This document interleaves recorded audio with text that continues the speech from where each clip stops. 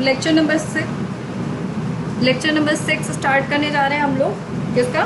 Biomolecules का। Enzymes, पहले enzymes देखेंगे, फिर ब्रीफ इंट्रोडक्शन हम लोग न्यूक्लिक एसिड देखेंगे, फिर उसके बाद हम लोग एंजाइम्स को कंटिन्यू करेंगे और न्यूक्लिक एसिड को कंटिन्यू करेंगे। ठीक है,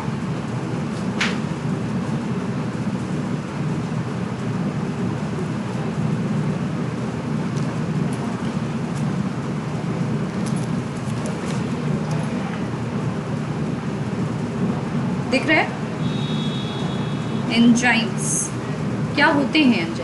एंजाइम्स होते हैं हमारे प्रोटीन इन नेचर। ठीक है, जितने भी हमारी बॉडी में प्रोटीन है वो क्या है? हमारे एंजाइम्स है। ठीक है, इसका एक्सेप्शन क्या होता है? जो हमारा न्यूक्लिक एसिड होता है, जैसे इसके 2 एंजाइम हैं जो एक्सेप्शन है, बाकी जितने भी एंजाइम्स होते हैं वो क्या होते हैं? प्रोटीन इन नेचर होते हैं। कौन कौन से? एक होता है हमारा ribozyme, that is very important. ठीक है, दूसरा होता है हमारा क्या? Ribonuclease P. ठीक, ribonuclease P, that is also very. बहुत जल्दी बता दिया, 1 मिनट रुक जाओ।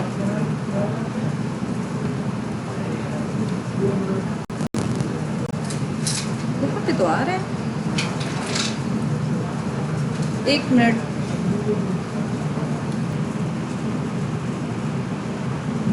हाँ जी, तो हम क्या पढ़ रहे थे? हम पढ़ रहे थे एंजाइम्स। तो एंजाइम्स हमारे क्या होते हैं? प्रोटीन इन नेचर होते हैं, पहली बात। इसके 2 एक्सेप्शंस हैं। एक्सेप्शन क्या है हमारे? एक्सेप्शंस हैं हमारे, ये आपको एकदम याद होने चाहिए। और ये कैसे होते हैं इन नेचर? इनका नेचर होता है, इसका आरएनए इन नेचर होता है। ठीक है, राइबोजाइम का। ठीक, तो बेसिकली जितने भी एंजाइम्स हैं वो क्या है? हमारे प्रोटीन इन नेचर। जितनी भी मेटाबॉलिक एक्टिविटीज़ होती हैं हमारे बॉडी में, क्या वो पॉसिबल हैं बिना एंजाइम के?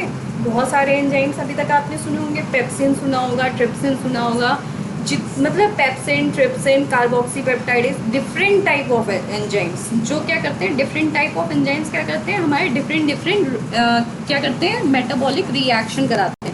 जब आपने अगर पढ़ा होगा कोई भी कभी रिएक्शंस पढ़ी होंगी, जैसे ग्लाइकोलिसिस पढ़ा आपने, क्रेब्स साइकिल पढ़ा, जितनी भी आपने चीज़ें पढ़ी होंगी उसमें आपने एंजाइम्स देखे जरूर होंगे। अच्छा, एंजाइम्स कराता क्या है बेसिकली?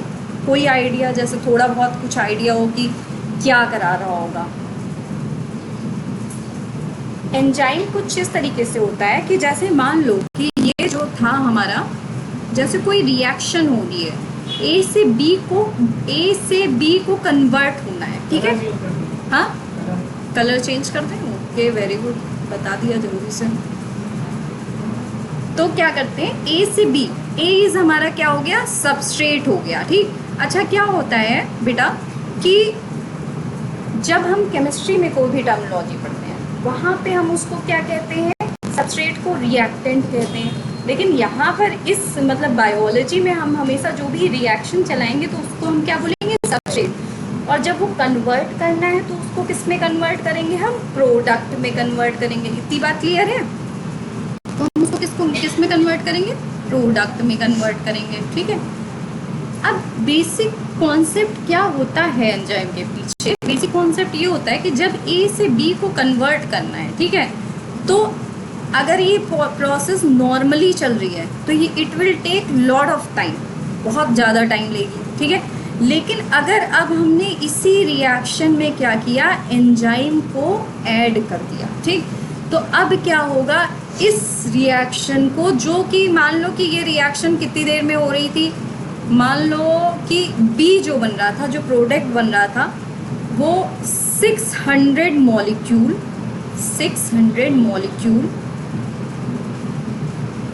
पर आर बन रहा था, समझ गए? लेकिन जब हमने एंजाइम इनकॉर्पोरेट कर दिया तो क्या होगा? अब वो एंजाइम क्या करेगा? फॉर सपोज हम मान रहे हैं कि यही प्रोडक्ट कितना बनने लगेगा? 6 लाख मॉलिक्यूल पर सेकेंड।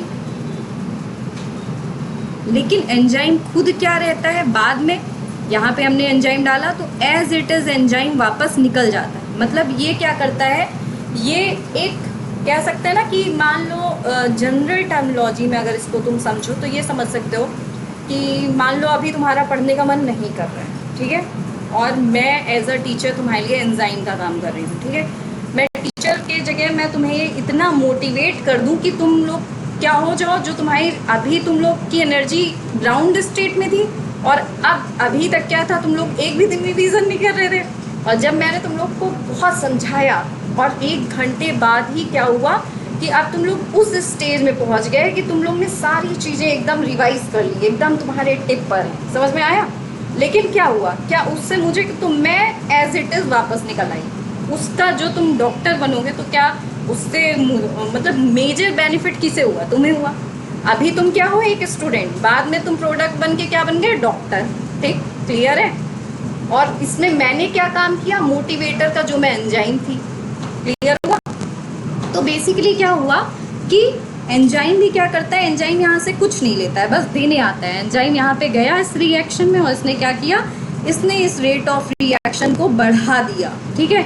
इसने कहा कि आपको बहुत जल्दी जल्दी बनना है, ठीक। तो क्या हुआ है, जो सबस्ट्रेट था वो प्रोडक्ट में जल्दी जल्दी कन्वर्ट हो गया। और जब जल्दी जल्दी कन्वर्ट हो गया, लेकिन कन्वर्जन होने के बाद जो एंजाइम था वो हमारा एज इट इज निकल आया, ठीक है।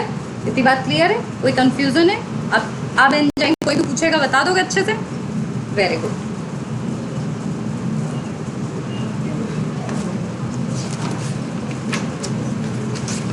एंजाइम्स के बारे में कुछ चीज़ें लिख लीजिए आप, जैसे इम्पोर्टेंट चीज़ें हैं जो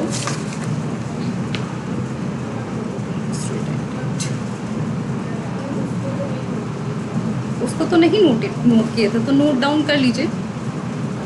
रहने दो, मैं यहाँ पे करवा दूंगी ना, तो वो तो एक इंट्रोडक्शन की तरह था। एंजाइम्स किस में होता है, ये हमारा रिटेंटेट में होता है, ठीक है। एसिड इनसॉल्युबल, याद है, याद है, कितने लोगों को याद है, बताओ बेटा, याद है। रिवीजन, नॉट रिवीजन है। देखो क्या होता है, इन लोगों को नहीं आइडिया होगा। सेल होता है, ठीक है। सेल में क्या होता है, हम सेल लेते हैं, कोई भी सेल लिया, कोई भी टिश्यू लिया हमने, तो हम उसको क्या करते हैं, उसको ग्राइंड करते हैं, ठीक है। ग्राइंड करने के बाद हम क्या करते हैं, कुछ चीज़ जैसे घर में छानते होगे ना, चटनी, चाय, ठीक है। तो क्या हुआ, कुछ चीज़ें इनसॉल्युबल हो जाती हैं और कुछ चीज़ें क्या होती है, सॉल्युबल हो जाती है। जो चीज़ सॉल्युबल है वो यहाँ पे क्या कहा जा रहा है कि एक एसिड लेते हैं, कौन सा एसिड लेते हैं, ट्राइक्लोरो एसिटिक एसिड में ये सब काम हम कर रहे हैं। तो कुछ चीज़ें जो सॉल्युबल हो गई उन्हें हम क्या बोले, एसिड सॉल्युबल, और जो सॉल्युबल नहीं हुई उन्हें हमने क्या बोला, एसिड इनसॉल्युबल बोला, ठीक है। तो जो एसिड सॉल्युबल है वो क्या, कैसे मॉलिक्यूल्स थे, वो बहुत छोटे छोटे मॉलिक्यूल्स थे, ठीक है, मोनोमर्स थे। लेकिन जो एसिड इनसॉल्युबल मॉलिक्यूल्स थे वो कौन से हैं, वो बहुत ही लार्ज मॉलिक्यूल हैं, ठीक है। इसीलिए क्या हुआ, क्या होता है, हमारी चाय में जो चाय होती है सॉल्युबल होती है, वो आराम से हम जब छानते हैं तो जनरली क्या होता है, चाय नीचे आ गई। लेकिन जितनी चाय की पत्ती होती है वो बड़ा बड़ा होता है ना, तो वो क्या होता है ऊपर, तो वो रिटेंटेट है यहाँ पे इस केस में, एंजाइम के केस में। और बाकी क्या है, नीचे हमारा एसिड सॉल्युबल पोर्शन है। तो यही कहा जा रहा है कि एंजाइम भी क्या है हमारे, क्योंकि प्रोटीन इन नेचर है, तो क्या हो गया, जब प्रोटीन इन नेचर है तो रिटेंटेट में आएंगे, क्लियर, इनसॉल्युबल। इतनी बात क्लियर है।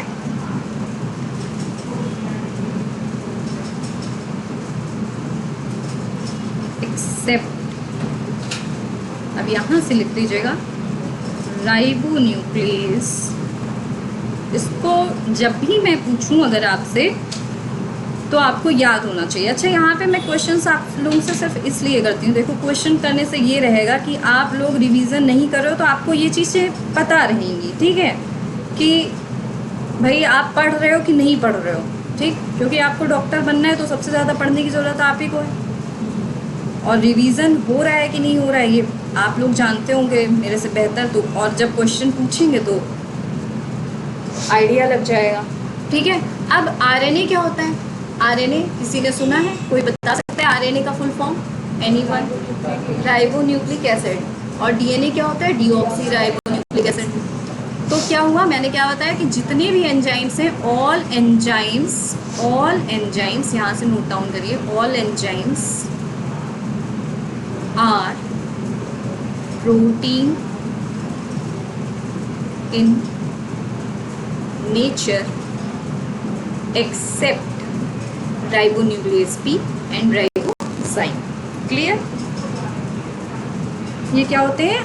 आरएनए होते हैं जो कि एंजाइम की तरह काम करते हैं। ठीक है, ये राइबोन्यूक्लियस पी और जाइगोजाइम पूछा करो, जहाँ पे भी कोई कंफ्यूजन हो वो पूछ लिया करो। तो जो राइबोन्यूक्लियस पी है और जो राइबोजाइम है वो हमारे किसकी तरह काम करेंगे? RNA act as enzymes. इतनी बात clear? Very good, note down हो गया? ठीक।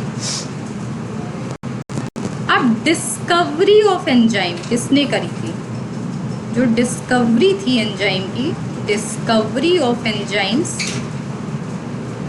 ये देखिए मैं यहाँ पे अभी डायरेक्ट स्लाइड्स पे जा सकती हूँ, लेकिन मैं डायरेक्ट स्लाइड्स पे इस टाइम इस चैप्टर में इसलिए नहीं जा रही हूँ क्योंकि इस चैप्टर में आगे कुछ रिएक्शंस आएंगे। ठीक है, तो उस रिएक्शन को आपको समझने के लिए आपको ये बहुत अच्छे से आपके कॉन्सेप्ट में क्लियर होना चाहिए कि आखिर हमारा एंजाइम काम किस तरीके से कर रहा है, क्या कर रहा है। ठीक है, अदरवाइज जैसे कार्बोहाइड्रेट में हुआ था ना कि फिर कंफ्यूजन होने लगा तो फिर आपको दिक्कत होती। ठीक,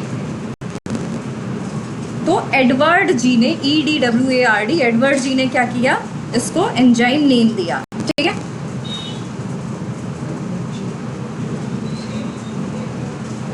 नेमिंग ऑफ एंजाइम कैसे करी गई? नेमिंग ऑफ एंजाइम कैसे करी गई? ये सारी चीज़ें भी स्लाइड में मैं बताऊंगी आपको, लेकिन एक ओवरव्यू देना है, जरूरी है।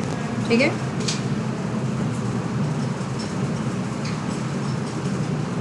कुछ क्वेश्चंस भी डिस्कस करूंगी आज मैं आप लोग से, कार्बोहाइड्रेट और उसके।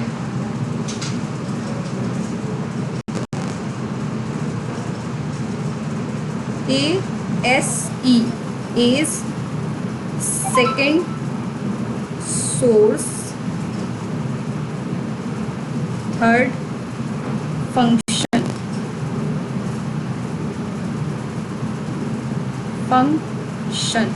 ठीक है, इतनी बात क्लियर है? क्लियर? थोड़ा सा ऑनलाइन वाले बच्चों से भी बात कर लें।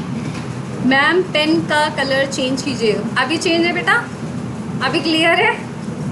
गोविंद, हर्षित, टाइप करो बेटा चैट बॉक्स में। समझ में आ रहा है? कोई ऐसा अभी पॉइंट जो आपको नहीं समझ में आया हो? जल्दी, पेन का कलर तो चेंज हो गया, अभी भी चेंज करना है क्या? जल्दी बता दो, जल्दी। ये हो गया। अब जैसे मैंने बताया था आपको प्रीवियस क्लासेस में, I have told to you all, मैंने आप सभी को बताया हुआ है कि लाइक सुक्रेज,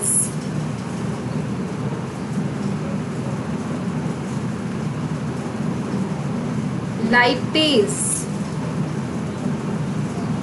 लाइक न्यूक्लियस, तो जो सबसे पहले दिया गया, जो क्या कहते हैं, सबसे पहले एक नेमिंग सिस्टम दिया गया, ये बोला गया कि जितने भी एंजाइम्स हैं उसमें लास्ट में एज लगा दीजिए। ठीक है, तो सुक्रेज, लाइपेज, लेकिन ये मतलब एक्सेप्ट नहीं किया गया। ये कहा गया कि मतलब ऐसा क्या है कि मतलब ऐसा तो कैसे, मतलब ये तो कोई सही चीज़ नहीं है कि जो भी नेम आया उसमें हम एज लगा दें, कुछ पे तो अप्लीकेबल ठीक है, लेकिन इसको पूरी तरीके से एक्सेप्ट नहीं किया गया। फिर नेक्स्ट वाला लिया गया कि सोर्सेज, कि मतलब मान लो कि जहाँ से ये एंजाइम्स पाए जा रहे हैं उसके बेसिस पे नाम रख दिया जाए। तो ये हुआ कि हर जगह तो अलग अलग चीज़ें चेंज होंगी, तो ये भी नकार दिया गया।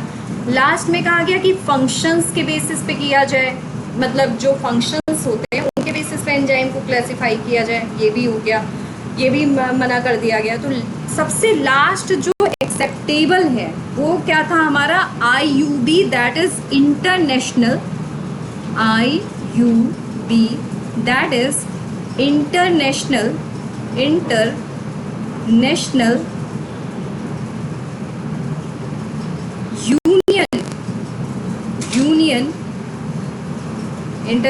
Union of biochemistry, bio chemistry, international union of bio chemistry, ठीक है। तो इसमें क्या हुआ, ईसी नंबर दिया गया, ठीक है, एंजाइम नंबर दिया गया, उसको क्या बोला गया, enzyme commission number, enzyme commission number. Done है, क्लियर है।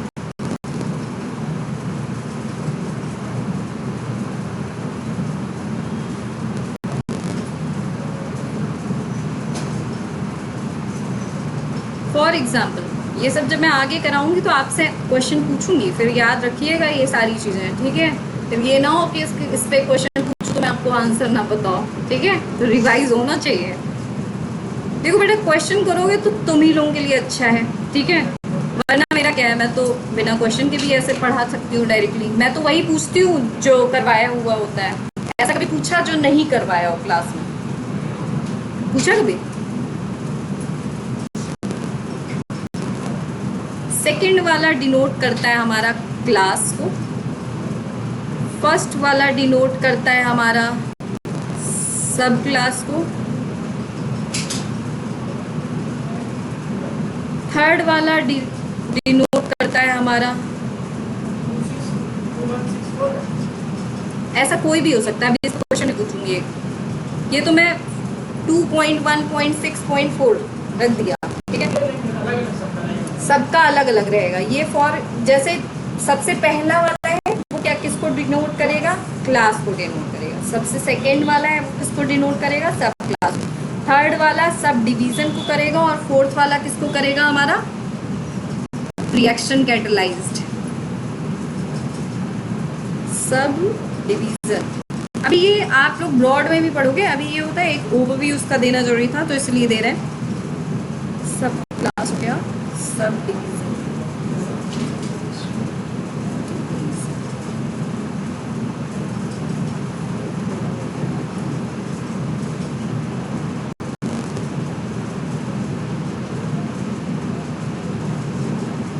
Reaction catalysed. सेल भी नहीं आई, फिर इन लोग का पहला लेक्चर छूटता है, फिर ये लोग कहेंगे समझ में नहीं आया। रिएक्शन कैटलाइज्ड क्लियर है।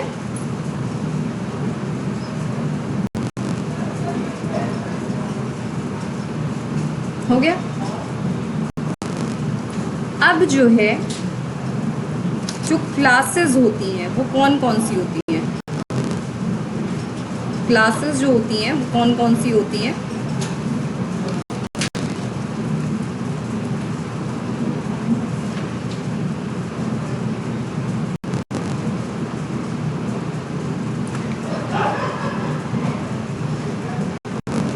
क्लासेस लिख लीजिए थोड़ी सी, और इसको बहुत अच्छे से पढ़ लीजिएगा, क्योंकि जब अभी मैं दो, फिर उसके बाद क्या है ना, फिर मैं एंजाइम जल्दी जल्दी पढ़ाऊंगी, क्योंकि अभी यहाँ पे आपका सारा कॉन्सेप्ट डेवलप हो गया, फिर मैं वहाँ पे ये चीज़ें पूछूंगी, ठीक है।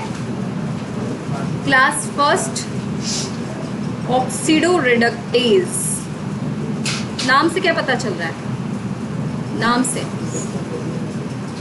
से क्या पता चल रहा है, ऑक्सीडो रिडक्टेज।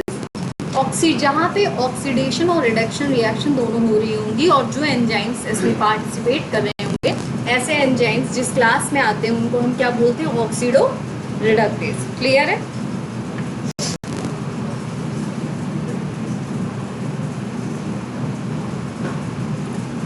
जैसे मान लीजिए for example A2 plus B3 plus A3 plus and plus B2 plus, ठीक। तो यहाँ पे क्या हुआ देख रहे होंगे आप, A2 प्लस था, A3 प्लस ऑक्सीडेशन हो गया, यहाँ पे B3 प्लस था, B2 प्लस हो गया, रिडक्शन हो गया। तो इस तरीके से, और जो एंजाइम्स यहाँ पे इन्वॉल्व होंगे वो कौन से क्लास में आएंगे, हमारे ऑक्सीडो रिडक्टेज। क्लियर है, इतना याद हो जाना चाहिए ये आज शाम को। पीछे का कितने लोगों का पूरा रिवीजन हो गया है कि अगर मैं अभी सरप्राइज टेस्ट ले लूँ तो आप लोग एकदम बढ़िया कर दोगे। ट्रांसफरेज, ठीक है, ट्रांसफरेज।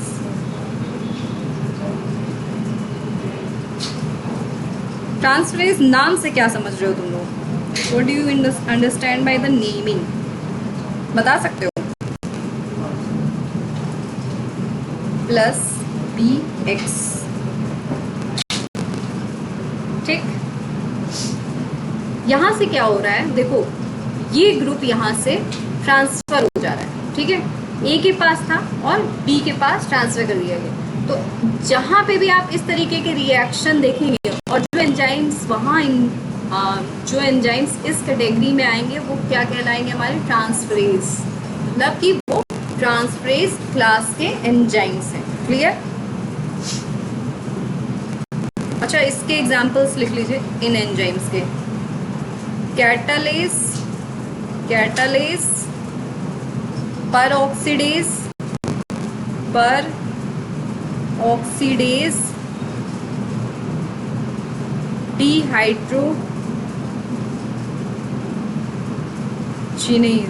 डिहाइड्रोजिनेज, ठीक है। फिर ट्रांसफरेज में लिखिए ट्रांसकीटोलेज,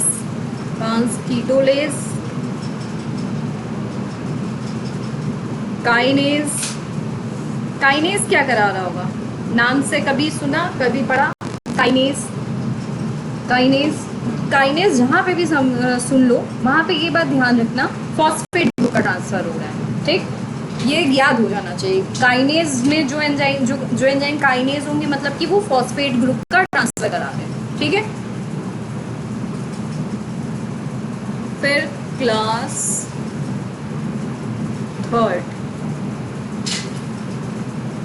थर्ड में हमारे कौन से आते हैं? हाइड्रोलेज आते हैं, ठीक है, हाइड्रोलेज आते हैं। Break in H2O, break in H2O, ठीक है। मतलब ऐसे एंजाइम्स जो कि वाटर की प्रेजेंस में किसी भी कंपाउंड को क्या कर रहे हो? ब्रेक कर रहे हो, वो किस में आएंगे? हमारे हाइड्रोलेज। जहाँ पे भी आप टर्म सुनते हैं हाइड्रोलिसिस, हाइड्रोलिसिस का मतलब समझते हो? कितने लोग समझते हो? हाथ उठाओ। हाइड्रोलिसिस का मतलब हाथ उठाओ। हाइड्रोलिसिस का मतलब कितने लोग समझते हो? किसी भी चीज़ का टूटना, ठीक है। किसी भी चीज़ का अब यहाँ पे क्या टूटेगा भाई? कोई कंपाउंड ब्रेक होके किसी चीज़ में बनेगा, कोई बॉन्ड ब्रेक होगा, तो हाइड्रोलिसिस हो रही है, ठीक है, टूटना हो गया। तो break in presence of water, यहाँ पे लिखिए सुक्रोज प्लस H2O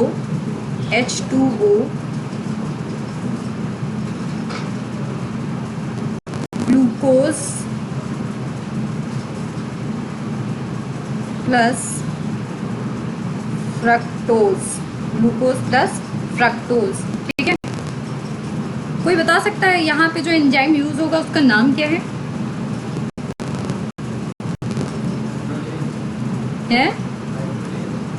हाइड्रोलेज। एक मिनट, क्लियर है बेटा? Harshit, Govind, everything is clear? Reply in the chat box बेटा। हाँ बताओ, कौन बोल रहा था एंजाइम का नाम? सही बता रहे थे, क्या बता रहे थे बताओ? नहीं, हाइड्रोलेज तो क्लास है बेटा, इट इज द क्लास। तो क्लास मतलब कि अब इसमें जो एंजाइम ये है जो कर रहा है उसका नाम होगा सुक्रेज। सुक्रोज को जो तोड़ रहा है उसको सुक्रेज कह देंगे। लाइपेज को जो तोड़ रहा है, सॉरी, लिपिड को जो तोड़ रहा है उसे लाइपेज बोल देंगे। न्यूक्लिक एसिड को जो तोड़ रहा है उसको न्यूक्लियेज बोल देंगे। क्लियर? All clear?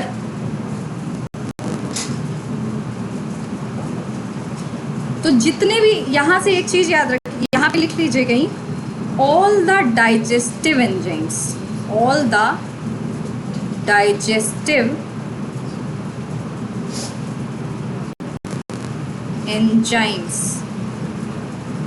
मैं यहाँ पे लिख रही हूँ उसके आगे, मैं यहाँ पे थोड़ा सा कट कर रही हूँ क्योंकि वहाँ पे all the digestive enzymes done है। इतनी बात, वो किस में आएंगे हमारे? हाइड्रोलेज। पहला क्लास ऑक्सीडोरिडक्टेज, दूसरा क्लास ट्रांसफरेज, तीसरा क्लास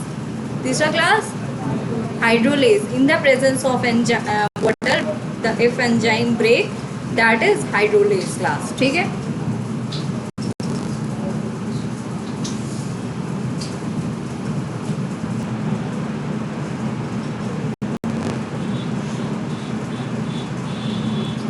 हाँ तो थर्ड क्लास तक हम लोग पढ़ चुके हैं। अब क्लास नंबर 4, ठीक है, class number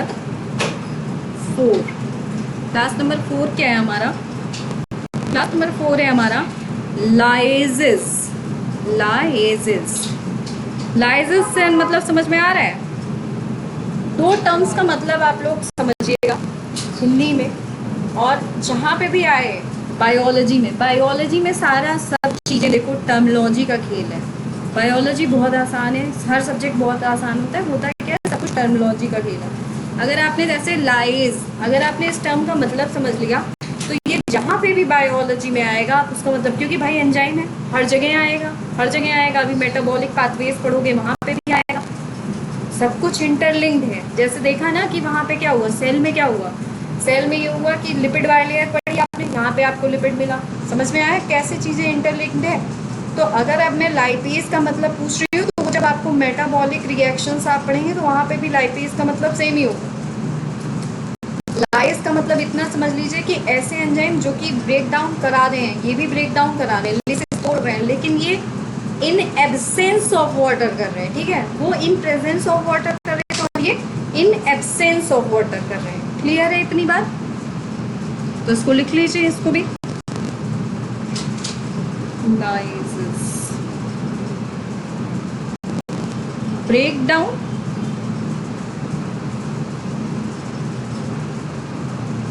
in absence of water, in absence of water। अभी तक हम लोग ने क्या क्या देख लिया? अभी हम लोग ने सबसे पहले जो देखा था वो क्लास की ऑक्सीडोरिडक्टेज, दूसरी वाली ट्रांसफरेज OT HL, ठीक, क्लास 5, ठीक है, क्लास 5 में है हमारा लाइगेज। अच्छा, इसके एग्जाम्पल लिख लीजिए। इसके एग्जाम्पल हैं aldolase and carbonic anhydrase, aldolase and carbonic anhydrase. ठीक है, फिर उसके बाद क्या हुआ? लाइगेजेस हो गया, फॉर्म बॉन्ड। ठीक है, क्या करते हैं? ये बॉन्ड बनाते हैं, form bond. Like example DNA ligase. ठीक है, क्या होते हैं हमारे? DNA लाइगेज होते हैं। ठीक है, लाइजेस हो गए, लाइगेजेस। ठीक,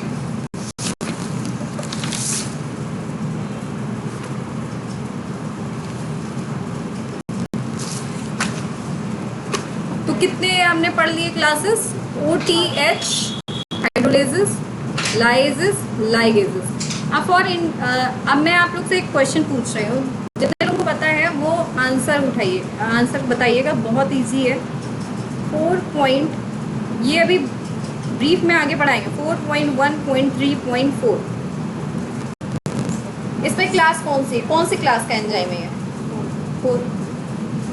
नाम क्या है इस क्लास के एंजाइम का?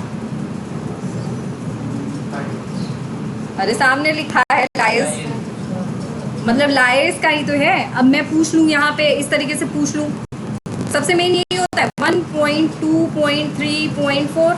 तो यहाँ से बता सकते हो ना कि ये एंजाइम किस क्लास का है? ऑक्सीडोरिडक्टेज। ठीक, अगर मैं ये लिख दूँ 2.3.4.5 तो ये 2 वाला किसका हो गया हमारा? ट्रांसफरेज हो गया। ठीक, अगर मैं 5 वाला बोल दूं 5.1.3.2 लाइज।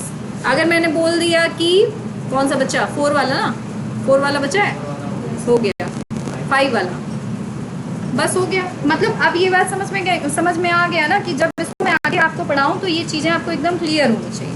ये इतनी चीज़ें आपने समझ ली, ये कुछ कॉन्सेप्ट अगर आपने समझ लिए तो आपको आधी चीज़ें वहाँ पे समझना एकदम क्लियर हो गया। अब एक और कॉन्सेप्ट समझिएगा कि एंजाइम में होता क्या है, ठीक है। एक और कॉन्सेप्ट, बहुत ज़रूरी कॉन्सेप्ट, कि एंजाइम क्या होता है हमारा। जो ये हमारा एंजाइम होता है ये सबस्ट्रेट पे, अच्छा सबस्ट्रेट क्या है, सबस्ट्रेट पे ये जब अटैच होता है, ठीक है, तो ये क्या करता है, आपकी सारी रिएक्शन इस चैप्टर की इस पर ही जुड़ी है। ये बना लेता है ES कॉम्प्लेक्स, बीच में बनाता है, और इसको हम बोलते हैं, इस स्टेज को बोलते हैं हम ट्रांजिशन स्टेट, ठीक। फिर उसके बाद क्या होता है, ये यहाँ से E+P, ये सारी चीज़ें नोट डाउन कर लीजिएगा, आपको आगे बहुत काम आएंगे। पहले समझ लीजिए E+P मतलब कि एंजाइम हमारा एज इट इज निकल गया, लेकिन हमारा इसने क्या किया, प्रोडक्ट बना दिया। इतनी बात क्लियर है बेटा, प्रोडक्ट बना दिया, ठीक। अब जब ये प्रोडक्ट बन गया तो क्या हुआ, जितनी भी रिएक्शंस होती है उनमें सब में क्या होगा, आपका एंजाइम सबस्ट्रेट कॉम्प्लेक्स ये बीच में आएगा। अब होता क्या है, एक चीज होती है, एक मिनट,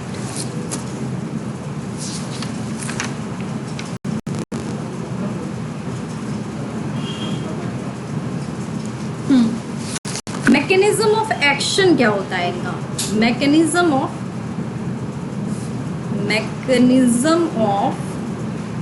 बहुत ही जरूरी क्लास है, इसको बहुत ध्यान से पढ़िए, क्योंकि ये चीज़ें समझ में आ गई आपको। समझ लीजिए पूरा आधा एंजाइम मैंने इतने में आपको इसकी पूरी समरी करवा दी। अब आपको जो समझना है, हाँ क्या, एंजाइम है, सबस्ट्रेट से रिएक्ट किया, इसने बीच में एक कॉम्प्लेक्स बनाया, और ये ट्रांजिशन स्टेट ES कॉम्प्लेक्स क्या होता है, परमानेंट नहीं होता है, टेम्परेरी होता है, थोड़ी देर के लिए बनता है, फिर ये क्या होता है, प्रोडक्ट बना के बाहर निकल गया। और एंजाइम मैंने बताया था उसका तो कुछ रोल नहीं था, वो बस एसिलरेट कराने गया था, रिएक्शन को तेज कराने गया था, और फिर एज इट इज निकल आया, ठीक है। इसका रोल अभी पढ़ोगे, जब आगे और चीज़ें केमिकल काइनेटिक्स पूरी इसमें पढ़ोगे तब समझ में आ जाएगा, ठीक है। जैसे अभी जब तुम्हें इनहिबिशन पढ़ाएंगे, एंजाइम इनहिबिशन पढ़ाएंगे, competitive inhibition, non competitive inhibition और अनकम्पिटिटिव इनहिबिशन, मतलब इसमें ये आप मान के चलिए कि जो समझने वाले चैप्टर्स हैं, आप समझने वाला चैप्टर ये है सबसे ज़्यादा। इसके बाद बायोलॉजिकल क्लासिफिकेशन वो सब तो थोड़ा सा ऐसे हो जाता है, ठीक है, लेकिन इस चैप्टर में आपको समझनी पड़ेंगी चीज़ें, समझ रहे हो आप। चीज़ें बहुत आसान है, इसमें चीज़ों में कुछ ऐसी दिक्कत नहीं है, समझ रहे हो।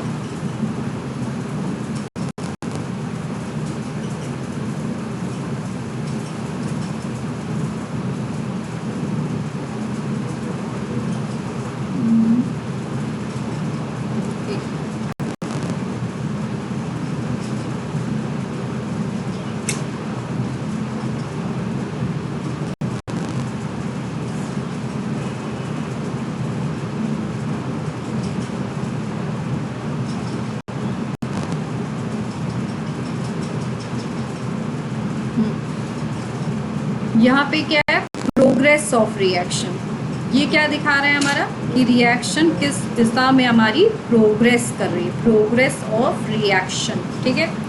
ये क्या है हमारा, पोटेंशियल एनर्जी की, मतलब एनर्जी कितनी लग रही है रिएक्शन को प्रोसीड कराने के लिए। अब जो है ये हमारा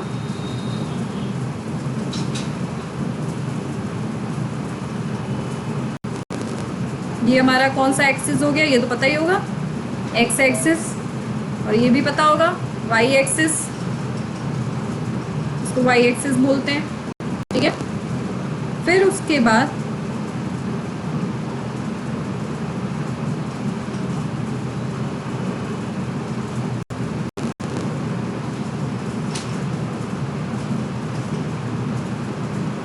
एक्टिवेशन एनर्जी, ये दोनों चीज़ें समझना आपके लिए बहुत जरूरी है। और ये वाला ग्राफ अगर आपने समझ लीजिए आधा एंजाइम समझ लिया।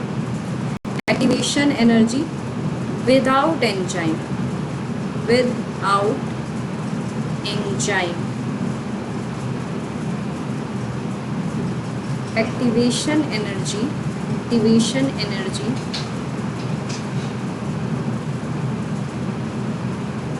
With enzyme. ठीक, बात समझ में आ गई?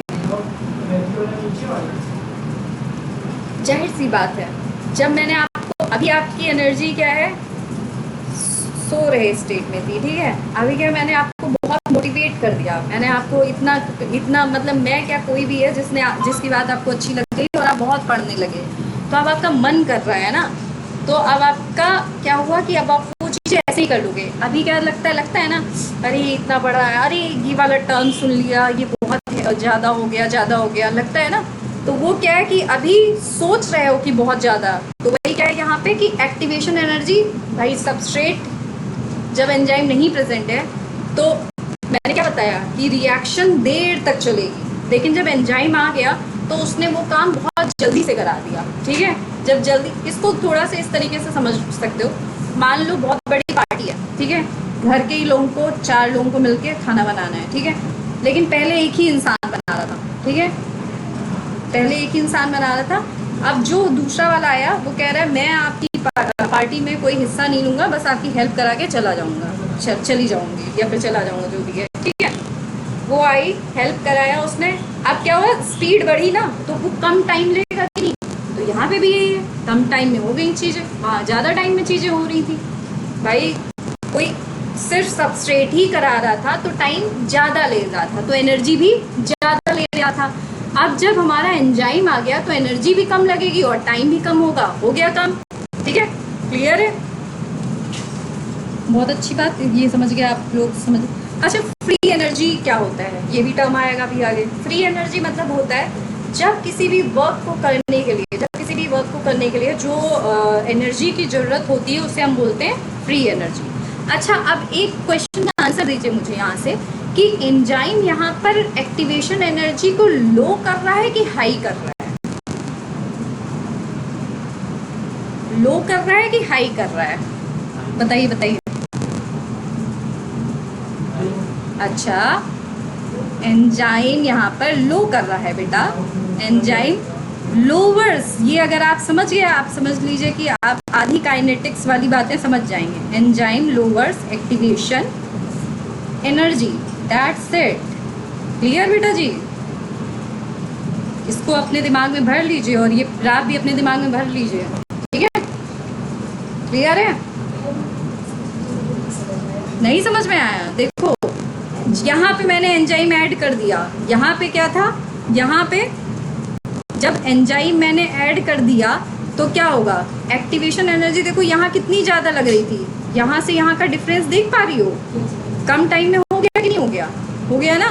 तो क्या हुआ कि ये हमारा सबस्ट्रेट था, यहाँ पे जब एंजाइम आया तो इसने क्या किया, लोअर किया, एक्टिवेशन एनर्जी साफ साफ दिख रहा है, समझ में आ गया? तो इसको कहीं नोट डाउन कर लो, काले, ब्लैक, रेड, किसी अच्छे पेन से, ठीक है। एक और चीज़ एंजाइम के बारे में कैरेक्टरिस्टिक्स नोट कर लीजिएगा, दैट इज, अच्छा एक बात पूछूं मैं, फीवर आना अच्छा होता है कि बुरा होता है? अच्छा होता है। कैसे होता है? वेरी गुड, ये बात आप लोगों ने बहुत अच्छी बोली।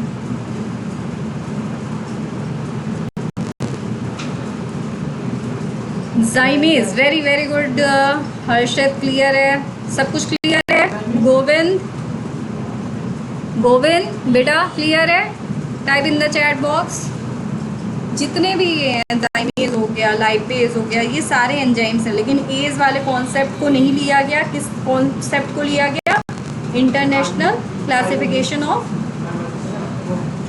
IUB का लिया गया, ठीक है, जिसमें EC नंबर दिया गया, एंजाइम कमीशन नंबर, वो आप on the basis of class, sub division, reaction catalysed आप बता सकते हो, ठीक है। हाँ, तो ये चीज़ आप लिख लो, ये बहुत इंपॉर्टेंट। हाँ, फीवर वाली बात हो रही थी, फीवर आना अच्छा होता है बुरा होता है? कैसे अच्छा होता है? हाँ, अच्छा, मतलब छुट्टी मिल जाती है? नहीं, सुनो, वो मतलब थोड़ा सा केयर मिलती होगी घर वालों से, इसलिए अच्छा होता है। नहीं उसके यही होता है, तुम तो यही बता रहे हो कि जो है अच्छा होता है। ऐसे पता नहीं चलेगा। अच्छा सुनो मेरी बात, होता क्या है जब हमें किसी पैथोजन, हाँ बताओ तुम बताओ, बोलो बोलो। बॉडी फाइट कर रही होती है, वेरी गुड। क्या होता है जब हमें कोई पैथोजन इन्फेक्ट किया तो हमारी बॉडी के पास ऐसी इम्यूनिटी होती है, वो क्या करती है कि जब टेम्परेचर हाई कर दिया तो वो जो पैथोजन अटैक करेगा, अब टेम्परेचर हाई हो गया तो वो क्या करेगा, उत्ते पे जो एंजाइम है वो उसको डीनेचर करने की कोशिश करेगा, ठीक है। तो जो पैथोजन का इफेक्ट है वो दोनों लड़ेंगे एक दूसरे के साथ कि, लेकिन अब होता क्या है, अच्छा तो इसलिए हुआ कि हमारी बॉडी ने फाइट किया, लेकिन दोनों ने फाइट किया तो थोड़ी एनर्जी तो हमारी भी लो हुई ना, तो इसलिए हम दवा खा लेते हैं, लेकिन फीवर बॉडी के लिए अच्छा होता है, ठीक है। क्योंकि जब इसका मतलब कि हमारी, अब ये नहीं कि रोज ही आ रहा है मतलब, लेकिन कभी कभी अगर फीवर, तब भी बॉडी लड़ी रही होती है, बस ये है कि आपको रिकवर करके आना है, समझ रहे हो। अच्छा ये कैरेक्टरिस्टिक्स लिख लीजिएगा, कैरेक्टरिस्टिक्स। और इतनी चीज़ें आपको पता होनी चाहिए, क्योंकि जब कल मैं अच्छे से पढ़ाना, ये पूरा एंजाइम ब्रॉड में पढ़ाना शुरू करूँ तो आपको सारी चीज़ें पता होनी है, पता हो। First speed up reaction, speed up reaction, इसका मतलब समझिए हो कि शायद स्पीड कर रहा है, रिएक्शन की बढ़ा रहा है। हाईली स्पेसिफिक, हाईली स्पेसिफिक क्यों कह रहे हैं हाईली स्पेसिफिक यहाँ पे, क्योंकि देखिए हर सबस्ट्रेट के लिए एंजाइम स्पेसिफिक होना चाहिए। इसमें दो मॉडल आते हैं, आपको आगे पढ़ाएंगे। एक आता है लॉक एंड की मॉडल, एक दिया गया, एक साइंटिस्ट ने दिया induced fit model. Lock and की मॉडल में क्या होता है, वहीं से पता चलता है कि enzymes are totally specific. Lock क्या होता है, हर की के लिए स्पेसिफिक होता है ना, तो उसी तरीके से क्या होता है कि लॉक एंड की मॉडल दिया गया कि हर एंजाइम सबस्ट्रेट के लिए क्या होगा, स्पेसिफिक होगा। फिर एक साइंटिस्ट ने इंड्यूस्ड फिट मॉडल दिया, कल हम लोग ब्रीफ में देखेंगे, ठीक है।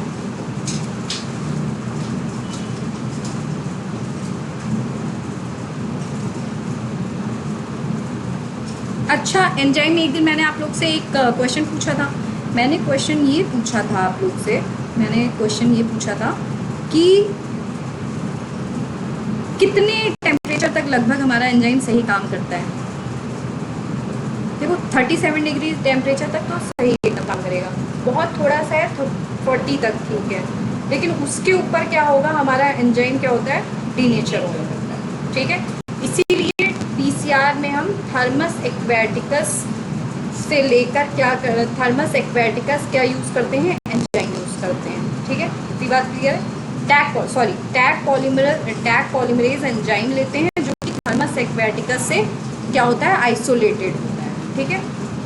थर्मस एक्वेटिकस क्या होता है हमारा, ये थर्मोफिलिक बैक्टीरिया है, जिससे कि, और ये हमारा कितने पे काम कर सकता है, 98 डिग्री सेंटीग्रेड पे भी ये हमारे डीएनए को मेंटेन रखता है, तोड़ता नहीं है। ये खासियत होती है उस बैक्टीरिया की। मतलब ऐसे नॉर्मल केस पे आप अगर हमारा जो एंजाइम है तो उसको अगर आप 37-40 डिग्री सेंटीग्रेड से ज़्यादा ऊपर जाओगे तो वो क्या होगा, ब्रेक डाउन हो जाएगा। लेकिन अगर आप जैसे कुछ ऐसे एंजाइम्स होते हैं जो कि कुछ ऐसे मतलब बैक्टीरिया या फिर ऑर्गेनिज्म से लिए जाते हैं जो कि हाईली टेम्परेचर देने के बाद भी क्या होते हैं, डिग्रेड नहीं करते हैं। लाइक कि थर्मस एक्वेटिकस हमारा बैक्टीरिया होता है जिससे हम आइसोलेट करते हैं किसको, टैग पॉलीमरेज एंजाइम को, जो कि यूज़ करते हैं हम पीसीआर रिएक्शन में। और पीसीआर होता क्या है, जिसको हम यूज़ करते हैं डीएनए एम्प्लीफिकेशन के लिए, ठीक है। इतनी बात पता होनी चाहिए आप लोगों को कि पीसीआर क्यों यूज़ करते हैं, डीएनए एम्प्लीफिकेशन के लिए। हाईली स्पेसिफिक, देखिए एक और ये हो गया, enzyme sensitive to pH, temperature,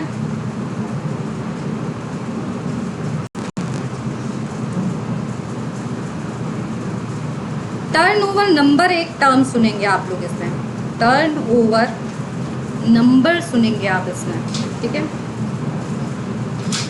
number of substrate number of substrate molecule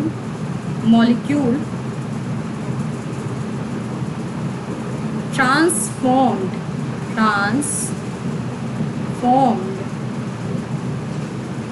per minute by one enzyme molecule.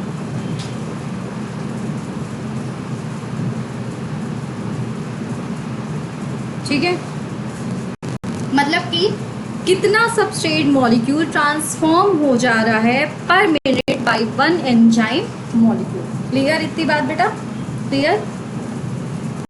आज के लिए इतना ही। अब आप लोग थोड़ा सा जो है, एक मिनट,